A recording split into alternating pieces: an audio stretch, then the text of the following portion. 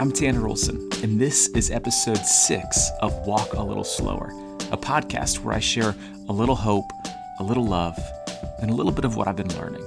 This is a podcast where you are invited to slow down, to lean in, to hold fast, and to eventually keep going. Today, we are talking about poetry. Welcome.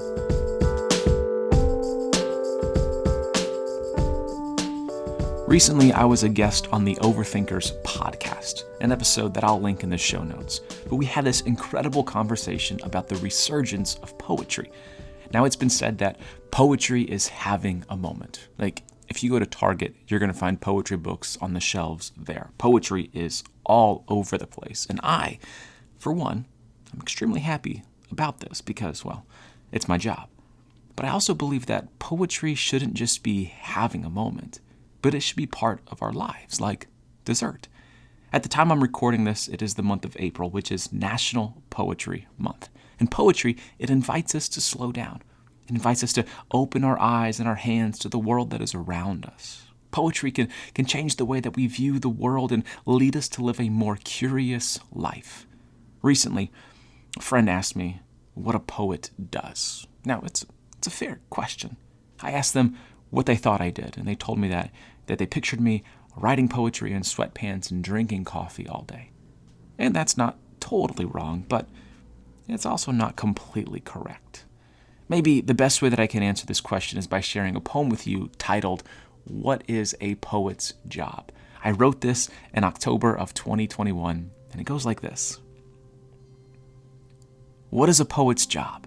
It is my job to share of the beauty within and around you, to look ahead and behind, remind you of a love greater than all we will ever know, to point out the changing and falling leaves, moose and mangoes, the sunrise and sunset and the light and darkness between, the pain of the silent and the struggle of Tuesday mornings, to hold tight the past with forgiven hands in this growing understanding of grace. It is my purpose to crack the darkness and expose the light to see you and your heaviness and offer hope. It is not my job to understand it all or to tell you that you are wrong or to find a word that rhymes with orange because nothing rhymes with orange or wolf. I know, you're trying to think of a word that does. And it is my job to get you to think and slow down and breathe deep and lean in and try again because you and I were made to try again.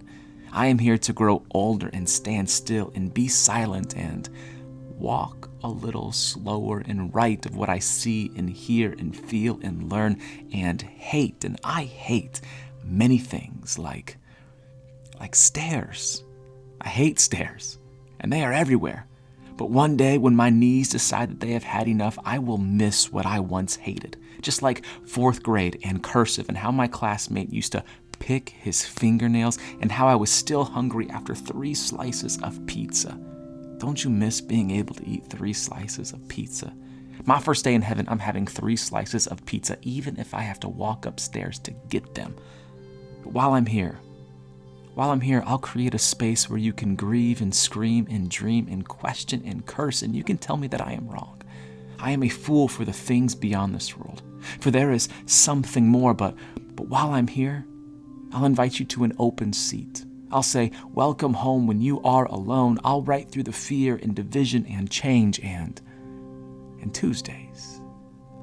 I have hope, and you cannot take that away from me. But I also know regrets and heartache and pain and depression and what it's like to be paralyzed by the overwhelming unknown, and God knows that I fear ending up being cold and alone. But I have written through it all, and I am still here, and He is still good. And I'll tell you more tomorrow. We were standing in line for Philly cheesesteaks in downtown Philadelphia. It was a spring afternoon, and we were exploring the city before a friend's wedding.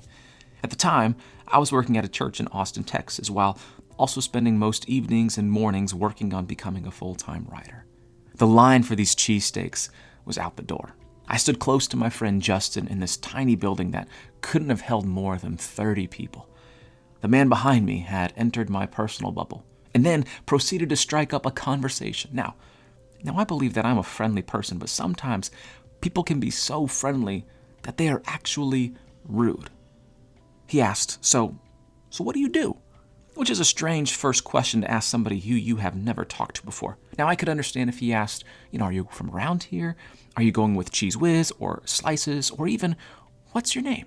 I could even understand if you wanted to talk about the Philadelphia Eagles or Rocky Balboa or the Liberty Bell, but to start a brand new conversation with a stranger in a crowded room with, so what do you do? It's an interesting choice. Well played, sir. And he put me in this pickle. Now, I could tell him that I worked at a church, or that I was a poet. I contemplated lying just to say that I worked for the government, and that's all that I can share with you. I probably should have just gone with that. Now, if I said that I worked at a church, he would have given me one of three responses. The first one, he said that he would have explained how he attends church and how he loves the Lord. Second, he would have confessed that he goes to church on Christmas and Easter, but that's really it. Or he would have asked me why I hate certain groups of people or why I believed in a God at all. Sure, that would have been a wonderful time to give witness to the beautiful truth that I hold fast to, but I was hot, and I was hungry, and again, personal bubble, man. So I told him that I was a poet, and his eyes, they got big, and then he said, you know what you should do? Now I'm not sure this guy has ever had a conversation before. He was not sticking to the script when it came to speaking with strangers. And now I applaud him for his boldness, but I was really hungry and I was not in the mood for something new. But I asked, what? And then he said, you should write political poetry. Everyone would read it. Oh, okay. I'll think about that, is what I said. And my face said different. I said, well, have a good day, and I turned around.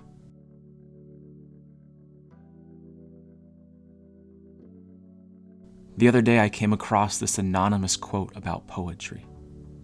Poetry is the very thing that can open our eyes to the glory of God. The words of the poet offer something honest and hopeful, words that seek to open our eyes to the glory and the goodness of God.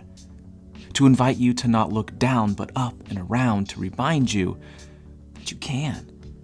And to point your eyes to God, to remember that He is with you and around you and for you. To help you accept and celebrate and see beauty and pain and the colors and emotions between, to challenge what you think you know or feel or believe. The work of the poet shows you that you can slow down. Their words, they can remove the weight off your shoulders and shine a light on the darkness and pain. The work of a poet displays how God is truly in all things. Their words can pull open the curtains and point that He is there, right there with you and in front of you and next to you and somehow in you.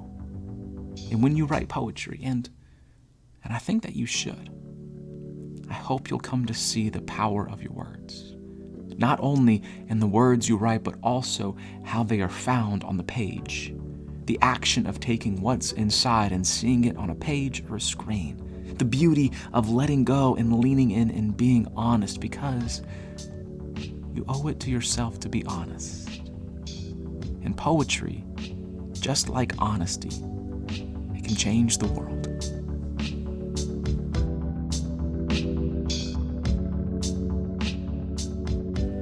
Thanks for listening to this episode of Walk a Little Slower. If you have a question that you'd like to submit, you can send it to writtentospeak@gmail.com, or you can just send me a message on Instagram or Facebook as well. As always, you can find me online at writtentospeak or at writtentospeak.com. If you'd like to support this podcast and my ministry, you can visit patreon.com/writtentospeak to become a patron. Your monthly donations allow me to spread hope and announce love through written and spoken word, just like this podcast. You are also invited to subscribe and to share this episode of Walk a Little Slower with every single person that you've ever met in your whole entire life ever. I'm kidding. But maybe I'm not. Well, with that, here is to walking a little slower and to writing poetry. Because I think you should. I think you should write poetry.